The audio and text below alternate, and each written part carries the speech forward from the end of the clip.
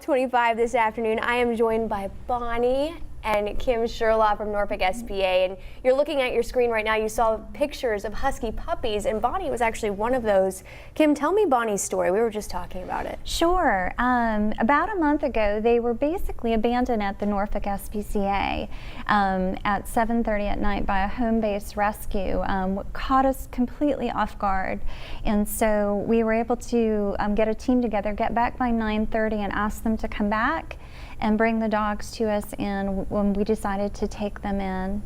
And she's just so sweet, just so gentle, and just so, Yeah. Talk to me about kind of the demeanor you've seen with them in the last couple of weeks. Sure, my gosh, they're really coming around both physically and mentally. They came from a breeding hoarding situation and then were transported over 5 hours in really less than ideal conditions. So when they got to us, they were really nervous. They're all heartworm positive. They were riddled with parasites, but they've come such a far way. They've all been spayed and neutered. We've cleared up the parasites. We've started their heartworm treatment, and next week they actually go to the groomers. Oh, great. And I'm sure the question on everyone's mind, and there's Bonnie right there on this screen, that's who's with us today.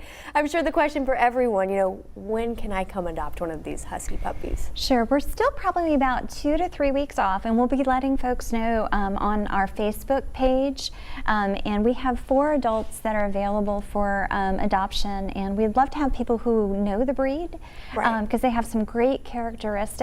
And but we may be opening up some opportunities to socialize at the shelter for folks who might want to come and sit down and read in a room with them and just spend time petting and working with them. So we're so grateful to the community for their support for this.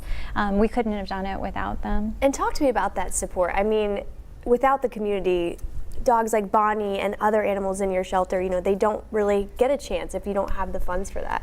They don't. Unfortunately, Bonnie's mate, who came in, was euthanized because he was so sick from the transport. And so to be able to have the funds to medically care for them was absolutely pivotal to their success. So heartworm treatment can run, anywhere from $800 to over $2,000.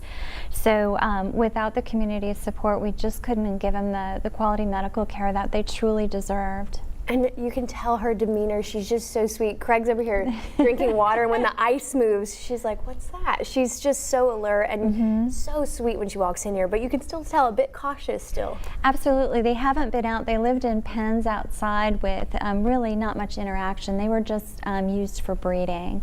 What a good girl. Good job. Yeah. So we're excited for them and their futures, and we're glad to be a part of that, and glad that Hampton Roads was able to help us to help Bonnie and her friends. And Bonnie is, you said, the smallest one in the bunch. She is. She's the tiniest. She's not but about 40 pounds. Some huskies can get up to about 60, maybe 65, but she's the tiniest of the bunch, and she's really come a long way. They're coming up to the kennel now. They're starting to play with toys. They're starting to understand the leash, and then you guys have been a big help by having us here today to socialize her some more. But she's a beautiful girl. She is. Anything else you need to add about this and Bonnie's story, or just in general? Don't abandon animals. Talk to the SPCA, talk to your shelters, make some time, have a plan. I know that sometimes there's a crisis and you want to get them out, but their health is so important, and their well-being, and we'd love to talk to you before that situation happens again. And again, we're just thankful that people love huskies and that Hampton Roads is such an animal-friendly community. Absolutely. Again, you can follow their Facebook for updates on Bonnie and her siblings for their adoption dates. We'll be back with more news after this.